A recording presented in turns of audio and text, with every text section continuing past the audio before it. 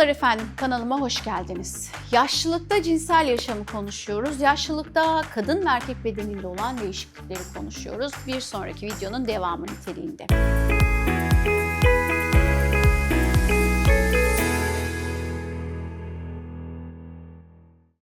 Kadınlarda başka neler oluyor? Seksüel yanıtta değişiklikler oluyor dedik. Kuruluk, yanma, ağrı gibi şeyler oluyor dedik. İdrar yaparken yanma, sızı gibi sorunlar oluyor dedik. Bir de pelvik taban kas tonusu dediğimiz tonusta da azalma oluyor. Kadında klitorisin reaksiyonunda bir gecikme oluyor. Tıpkı erkekte penisin ereksiyona kadar olan süresindeki gecikme gibi klitorisinde reaksiyon, tepki zamanında bir gecikme oluyor. Vajina sekresyonu azalıyor.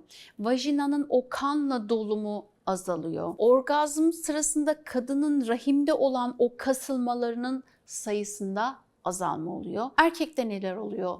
Önceki videodan hatırlayacak olursak, erkekte de sertleşme sorunları olabiliyor. Sertleşmeye kadar geçen süre uzuyor. Sertliği koruyamama, onu uzun süre devam ettirememe. Ejekülasyona geçen kadar sürede uzama oluyor. Ejekülasyonun miktarı azalıyor ve iki ilişki arasında refraktar periyot uzuyor. Bunlar yaşlılığın getirdiği doğal fizyolojik değişiklikler. Kadında da bazı hastalıklar, ilaçlar ki erkekte de bazı durumlar vardır bunların içerisinde ve seksüel isteği ve cinsel isteği azaltırlar. Eğer sen kadın olarak meme kanseri geçirdiysen ve meme kanseri tedavisi için ilaç kullanıyorsan, kalp krizi geçirdiysen, şeker hastalığın varsa, rahim alınmışsa ki buraya bir ek parantez eklemek istiyorum çünkü rahim alınması bazı kadınlarda tam tersi seksüel isteği arttırır. Bazı kadınlarda ki negatif cinsel inançları olan kadınlarda azaltabilir. Artrit, anksiyete, rahim gerideyse, İşte kadında hemoroid varsa, idrar kaçırma sorunu varsa, işte tansiyon ilacı kullanıyorsa, klonidin gibi ilaçlar kullanıyorsa bunların hepsi vajinal kanlanmayı azaltırlar. Bunun dışında antipsikotikler, hani bunlar psikiyatrik ilaçlar, bunlar da cinsel isteği azaltırlar. Kadının antidepresan kullanması da cinsel isteğini azaltır. Antidepresanlar aynı zamanda kadında cinsel uyarılmayı da bozuyorlar ve ıslanmayı da olumsuz etkiliyorlar. Şimdi biz menopoz ve cinselliği bir düşünecek olursak, menopoz ve cinsel yaşam kadınların %77'sinde cinsel istekte azalma olur. Yani 100 kadından 77'sinin cinsel isteği azalır. Bu menopozda beklenen bir şey ama bu geçici bir şey. Bunun kalıcı olmadığını bilin. Gereken tedaviyi aldığınız zaman cinsel yaşama ara vermediğinizde, düzenli cinsel ilişkiye girdiğinizde işte bu sorunun üstesinden hızlıca gelebiliyorsunuz. Şimdi çalışmalar şunu göstermiş.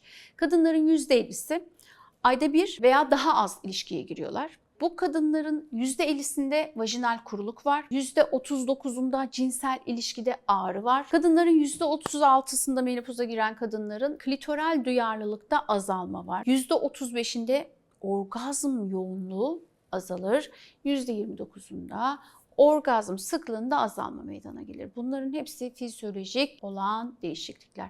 Peki nasıl tedavi ederiz? Multidisipliner. Yani kadın doğum, üroloji, dahiliye, kardiyoloji, bu kullandığımız ilaçların belki değiştirilmesi, bu saydığım hastalıkların tedavisi, kadının cinsel inançlarının değiştirilmesi, belki psikoloji ve psikiyatri. İşte o noktada seksüel istek ve seksüel uyarılma, orgazm sırasındaki cinsel ağrı multidisipliner olarak çözüm elde edilir. Birazcık da erkeklere değinmek istiyorum bu pencerede. Yaşlanan erkek demek için hani 65 yaş biz önceki videoda demiştim ama aslında 9.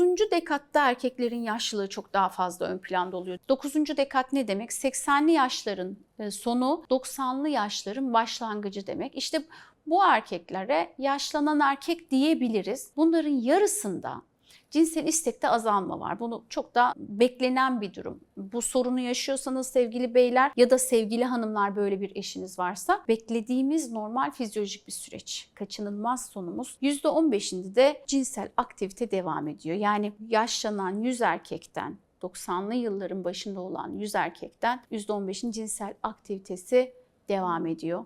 Ama unutmayın kademeleri olarak her şey yaşlandığı gibi cinsel fonksiyonlar da yaşlanıyor ve cinsel fonksiyon bozukluğu ortaya çıkıyor. Erkek partnerin eğer ki partneri yoksa ek sağlık problemleri varsa, cinsel ilgisinde azalma olmuşsa, bazı ilaçlar kullanıyorsa, sertleşme sorunu yaşıyorsa işte onlarda hormon bozukluğu da ortaya çıkabiliyor. 90'lı yaşlarda çocuk sahibi olan erkekler olabilir.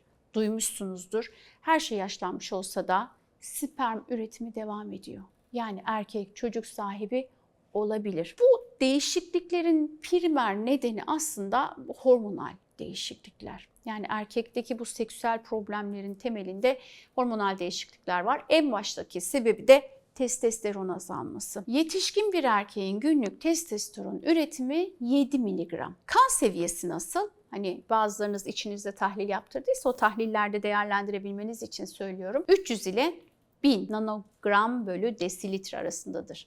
Ng taksim dl diye yazılır. Ve testosteronun %65'i seks hormonu bağlayıcı globulin dediğimiz bir taşıyıcı proteine bağlı. Sadece %1 ya da %2'si serbest halde. Ve testosteronun serbest halde olmasına rağmen dokuda etkin olan, yani dokuda cevap oluşturacak formuysa dihidrotestosteron, yani DHT. Şimdi yaşlanan erkekte durum ne? Bunlar yetişkin sağlıklı erkek değerleri. Testosteron seviyesinde azalma oluyor. Andropoz denilen durum, aslında andropozda eskiden çok bu terminolojiyi kullanırdık ama artık yerine padam ya da pedam diye adlandırdığımız durum erkeklerde oluyor. Başka erkeklerde ne oluyor? Büyüme hormonu azalıyor, melatonin azalıyor, leptin azalıyor. Bu hormonların seviyelerinde de düşme oluyor. Bu kadınlarda da oluyor.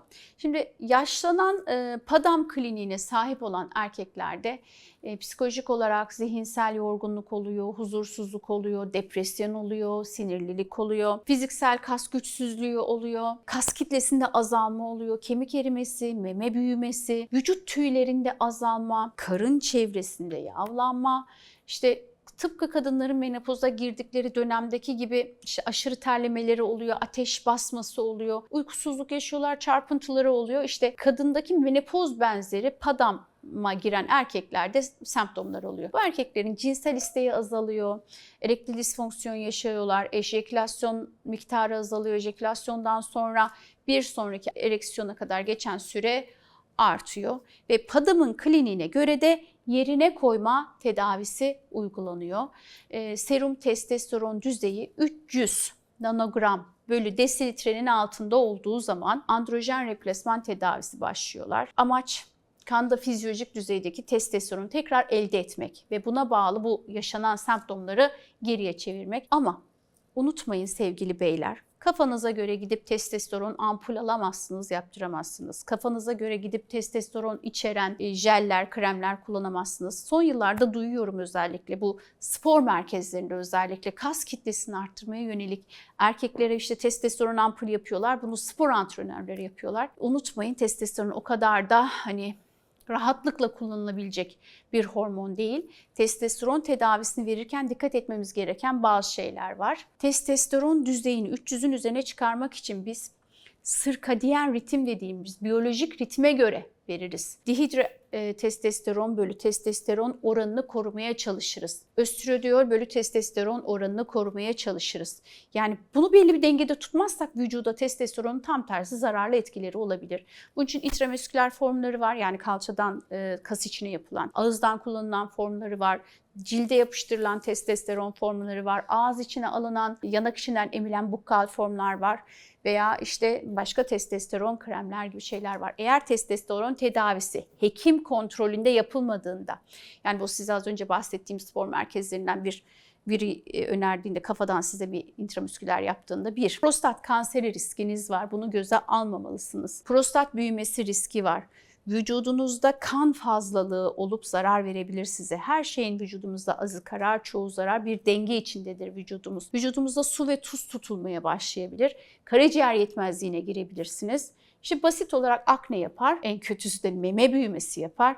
Ve Allah korusun uyku apnesi dediğimiz, uyku sırasında nefesinizin kesilmesine bağlı ölümle karşılaşabilirsiniz. Sonuç olarak bir videonun daha sonuna geldik. Son söyleyeceğim şeyler şunlar ki, gerek yaşlanan kadın gerekse yaşlanan erkeklerde cinsel bozulma, cinsel fonksiyonlarda bozulmayı biz doğal bir süreç olarak algılıyoruz ama cinsel yaşamımızı etkileyen bir faktör olduğunu da tabii ki biliyoruz. Altta yatan nedenleri kaldırabildiğimiz sebepleri, fizyolojik değişiklikleri biz kısmını değiştirebiliyorsak da bir kısmını değiştiremiyoruz. Ama şunu unutmayın. Eğer ki bir erkek sertleşme sorununu daha çok erken yaşlarda yaşıyorsa penis kalbin göstergesi.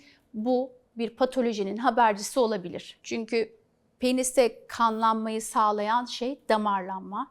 Damar yapılarında bozulma olması penisin kalp yapılarında da bozulma olduğunun göstergesi. Yani sen daha 60'lı yaşların başındasın, 50'li 55'li yaşlardasın ve ereksiyon sorunu başladıysa bu bir yaşlanma bulgusu değil, kalple ilgili problemin olabileceğinin göstergesi. Onun için de bu patolojilerden de haberdar olalım, doğru bilgi edinelim ve penis-vajina birlikteliğine çok da odaklanmayalım. Çünkü cinsellik demek penis-vajina birlikteliği demek değil. Yaşlı cinselliği de farklı boyutlarda yaşanabilir. Dokunma, duygusal, temas ve destek boyutlarında yaşanılan bir süreçtir. Bunu unutmadan fizyolojik süreçleri kabullenelim. Bir videonun daha sonuna geldim efendim. Bir sonraki videoda görüşmek dileğiyle, sağlıkla kalın.